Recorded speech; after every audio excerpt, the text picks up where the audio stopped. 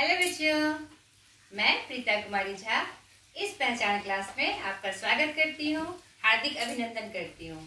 आज एक नए जोश के साथ, क्योंकि आज मैं शुरू कर रही हूँ एनआरबी का सेशन। ठीक है, द्वितीय भारतीय भाषा जिसको हम बोलते हैं, जो कि हमारे उर्दू के बच्चों के पाठ्यक्रम में होता है बिहार बोर्ड में। ठीक है, तो बहुत सारे बच्चों के रिक्वेस्ट पर मैंने ये सेशन शुरू किया ताकि बच्चों में जो दुविधा है वह दूर हो सके और एनआरबी के बच्चों के लिए भी मैं सहयोगी बन सकूं। ठीक है, तो आज से मैंने उनका सेशन शुरू कर दिया है। जैसे जैसे उनका सिलेबस बढ़ेगा मैं अपने पाठ पढ़ाते चली जाऊंगी। तो एनआरबी के बच्चों से पर्सनली रिक्वेस्ट है कि इस वीडियो को दूर दूर तक पहुंचाएं ताकि और भी अन्य बच्चों को यह वीडियो प्राप्त हो सके, क्योंकि बिहार में जो एनआरबी की पढ़ाई होती है उसके लिए अलग से टीचर की व्यवस्था नहीं है। ठीक है, बच्चे खुद से या फिर किसी टीचर की हेल्प से इसकी तैयारी करते हैं, जिसमें उनकी मार्किंग काम चलाऊ होती है। ठीक है, और बच्चे उर्दू के बच्चे हैं तो हिंदी को एक नॉर्मल सब्जेक्ट में लेते हुए वह नॉर्मल रूप से पढ़ाई करते हैं और फर्स्ट सेकंड के रैंक में छूट जाते हैं। तो ये जो मेरी नई पहल है स्पेशली एनआरबी के बच्चों के लिए इसलिए है कि वो हिंदी को समझते हुए, जो कि उनका एक सब्जेक्ट है, समझते हुए उसमें अच्छी मार्किंग कर सके। ठीक है बच्चों, तो आज मैं class 9 NRB Bihar board Kislay भाग 2 पार्ट 1, जिसका नाम है कविता है ये।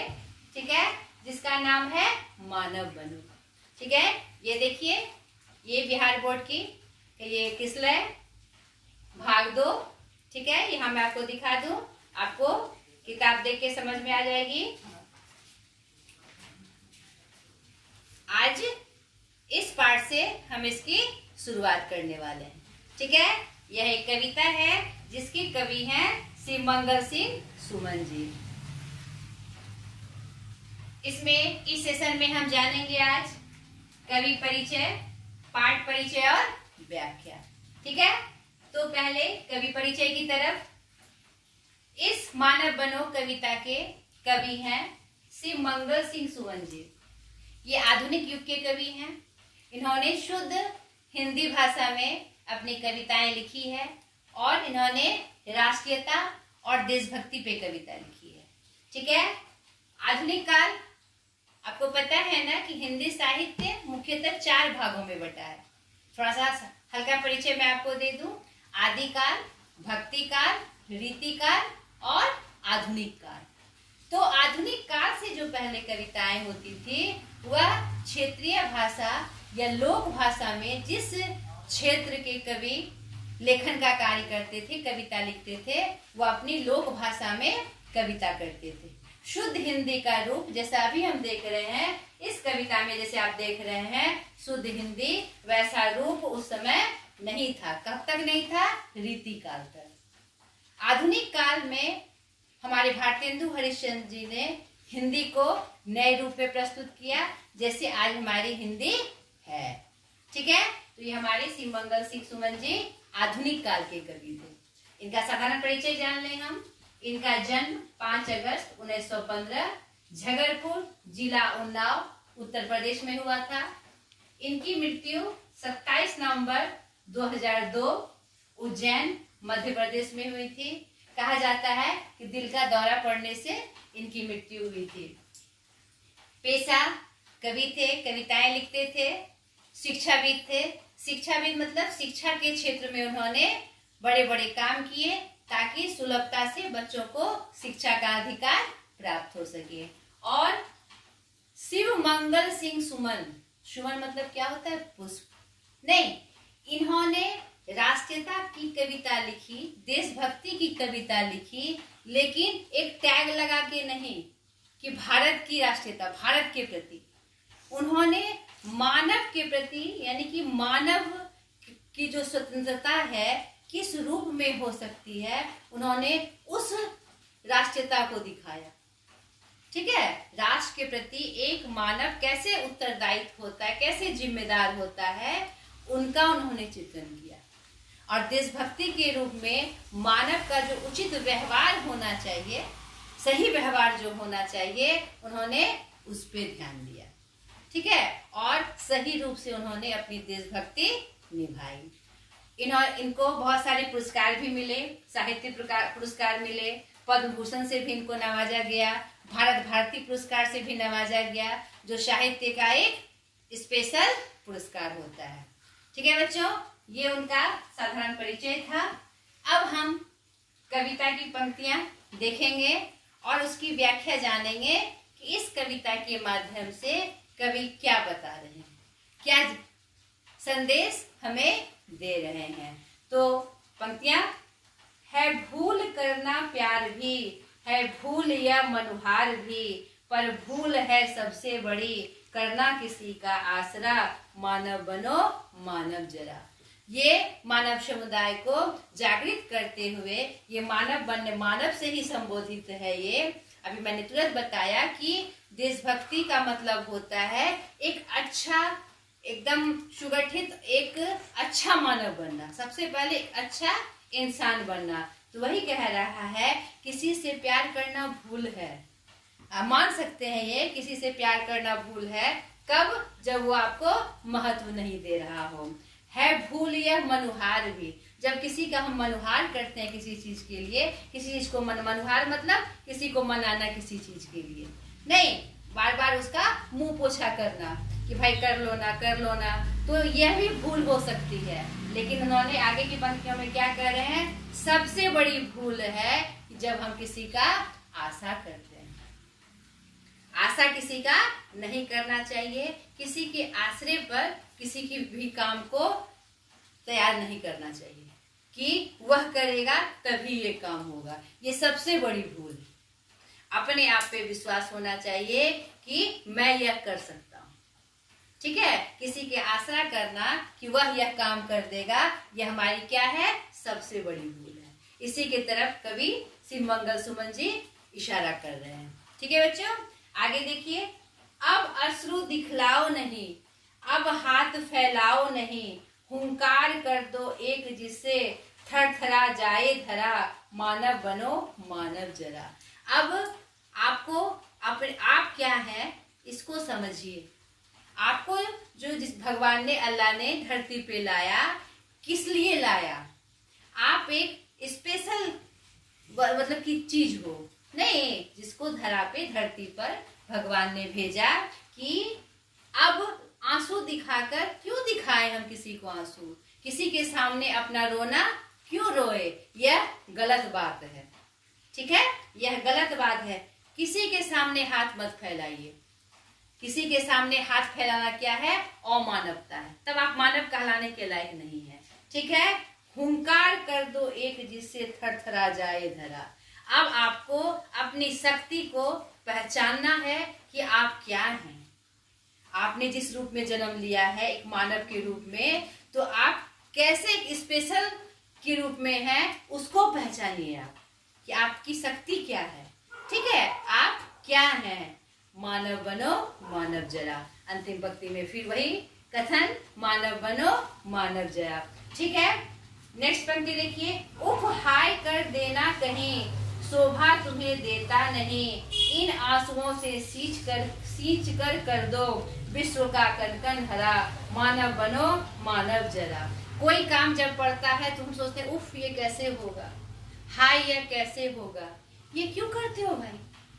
तुम में वो सारी एबिलिटी है, तुम में वो सारी शक्तियां हैं जो तुम उस काम को अंजाम दे सकते हो, तुम हर वो काम कर सकते हो। ठीक है, इतनी बड़ी बड़ी जो काम हुए हैं, इतने बड़े बड़े जो आविष्कार हुए हैं, दुनिया कहां से कहां पहुंच गई, तो किसने किया? मानव ने किया, आपने किया, हम मानवों ने किया। तो अपनी शक्ति को पहचानिए, उफ कर देना कि आह ये कैसे होगा, उफ ये मुझसे नहीं होगा, इसको मन से निकाल दीजिए। आप सब कुछ कर सकते हैं, आप सब कुछ कर सकते हैं। यहाँ पर अपनी शक्ति को पहचानने के लिए और अपने आप को सम्मान देने की बात कही जा रही है। आई एम बेस्ट, इस अर्थ में कि मैं सर्वोत्तम हूँ, सबसे अच्छा हूँ, मैं सब कुछ कर सकता हूँ। यह दृढ़ प्रतिज्ञा आपको लेनी है। इस तरफ कवि जी हमें बता रहे हैं कि इस तरफ इशारा कर रहे हैं हमें, ठीक है। इन आंसुओं से सींच कर दो, यानी आंसू, जो आंसू मतलब आंसू क्यों आते हैं? जब हमें कष्ट होता है, दुख आता है, तो उस दुख को भुलाकर आंसू बहाने के बदले, आंसू दूसरे को दिखाने के बदले, उन आंसुओं से धरती को सींच कर हरा भरा कर दो। यानी उस दुख को भुलाकर फिर नए तरीके से तैयार हुओ और विश्व का कण कण एकदम क्या बना दो? एकदम हरा भरा बना दो, यानी खुशहाल बना दो। यहाँ पर हरा भरा किसको इंगित कर रहा है? खुशहाल बनाने को। विश्व को खुशहाल बनाओ, पूरे विश्व को, क्योंकि हमारा भारत क्या है? वसुधैव कुटुंबकम, ग्लोबल की बात करते हैं हम, यानी पूरा विश्व ही हमारा क्या है? परिवार है। सिर्फ भारत ही नहीं, पूरा विश्व ही हमारा परिवार है। तो यहाँ पर वो एक जागृति दिखा रहे हैं कि आंसू दिखाकर तुम अपना दुख मत दिखाओ, तुम सब कुछ कर सकते हो।